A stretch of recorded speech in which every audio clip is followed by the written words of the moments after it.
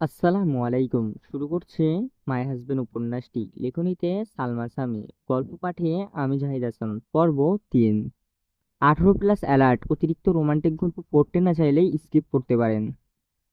একসময় এত ব্যথা না নিতে পেরে আনিয়া অজ্ঞান হয়ে যায়, তবুও রোহেল থেমে নেই। নিজের সবটা দিয়ে আনিয়াকে আদর করে ক্লান্ত হয়ে সে নিজেও গা হেলিয়ে দিয়ে শুয়ে পড়ে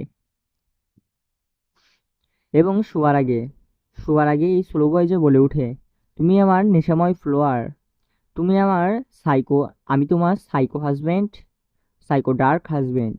প্রতিদিন আমি তোমাকে নিয়ে লিখে দিব ব্যথাহীন সময়ের আদর সর্বাঙ্গে। বলেই আনিয়ার বুকে মুখ গুজে ঘুমিয়ে পড়ে। সকাল 7:30টায় আনিয়ার নড়াচড়া করে উঠে, বুঝতে পারে তার উপর ভারী কিছু একটা আছে। আধো আধো চোখে মেলে নিজের বুকের দিকে তাকিয়ে প্রহেল ঘুমিয়ে আছে তার বুকে। ঘুমন্ত অবস্থায় প্রহেলকে দেখে একটা নিষ্পাপ বাচ্চার থেকেও কম লাগছে না। গোলাপি ঠোঁট দুটো উল্টে ঘুমিয়ে আছে। এইভাবে যে কেউ দেখলেই নির্গত কিছু অঘটন ঘটিয়ে ফেলতে পারে। প্রহেল কিছুটা নড়ে চড়ে উঠে থেকে মুখ তুলে আনিয়ার দিকে তাকিয়ে বলে, গুড মর্নিং পার্পল হার্ট।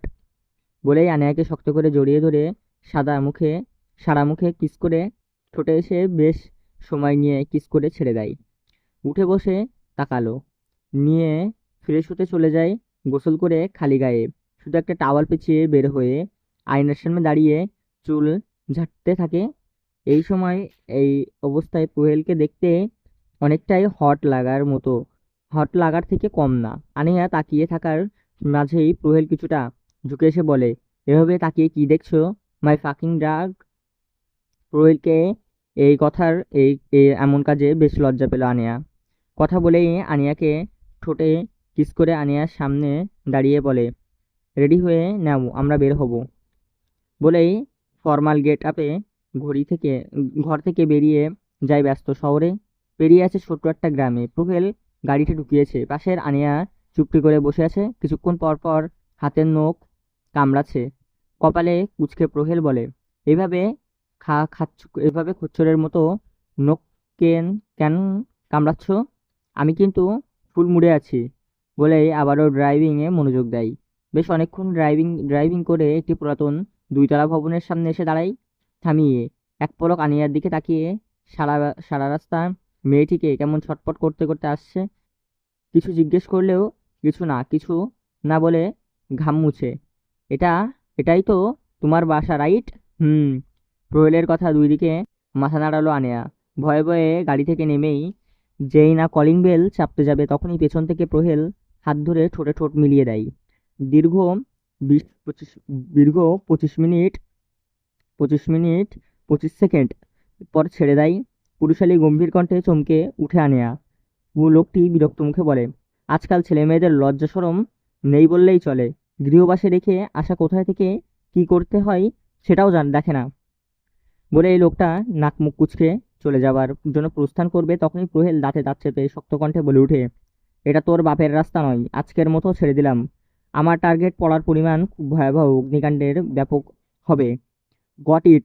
রাতে শোয়ার জন্য বউটাকেও পাবি না। বলেই কলিং বেল চাপ দেয়। কিছুক্ষণ পর একজন ভদ্রমহিলা দরজা খুলে বেরিয়ে আসে। গোটা 3 দিন পর নিজের পরিবারের দেখা আনিয়ার ক্লান্ত আপাতত হয়ে বলে, আই মিস ইউ আম্মু। আমি এই পচা মাগুরার লোকের সাথে যাব না। আনোয়ার কথায় ছোট ছোট করে আনোয়ার আম্মু নাজমা বেগম প্রহেলকে দেখে কিছু বলবে তার আগে প্রহেলের ক্ষিপ্ত কণ্ঠেই বলে ওঠে, এই 3 দিনে এত আদর করলাম, তবু আমি পচা একবার হাতের কাছে পাই, আমি কি তা বুঝিয়ে দিব। প্রহেলের এমন কথায় তড়িৎ গতিতে নাজমা বেগম তাকালো। কি কি বললে তুমি এইমাত্র বাবা?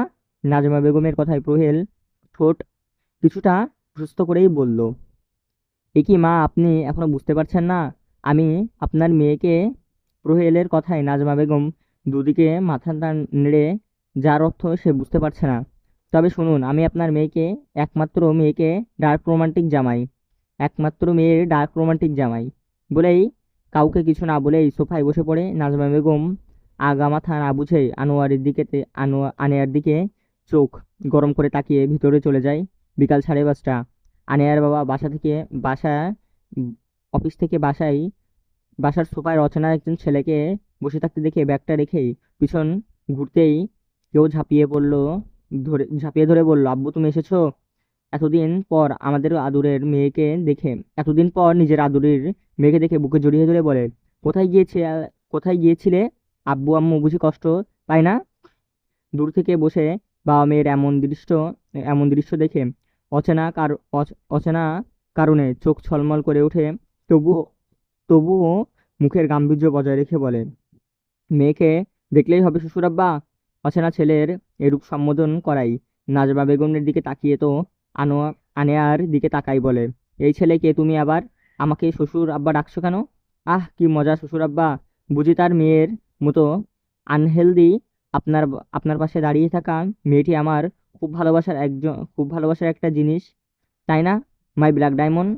আনেয়া ভেবে পাচ্ছে না এই মেয়ে এই মুহূর্তে তার কি করা দরকার। তবুও তুতলিয়ে বলে, মানে আব্বু তুমি ফ্রেশ হয়ে আসো, আমরা পরে কথা বলি। কাঁপা কাঁপা গলায় কথাগুলো বলে জোরে নিঃশ্বাস টানে। থমথমে মুখ বসে আছে আনিয়ার আব্বু। এই ছেলে কি করেছে তার মেয়ের সাথে সব শুনে রাগে ফেটে পড়েছে। রাত 12:30টার দিকে কিছু কিছু শরীরে অনুভব করছে, নড়ে চড়ে উঠছে আনিয়ার। ঘুমের মধ্যেই এমন চিনচিন ব্যথার অনুভবে নাক মুখ কুঁচকে আহ চলবে।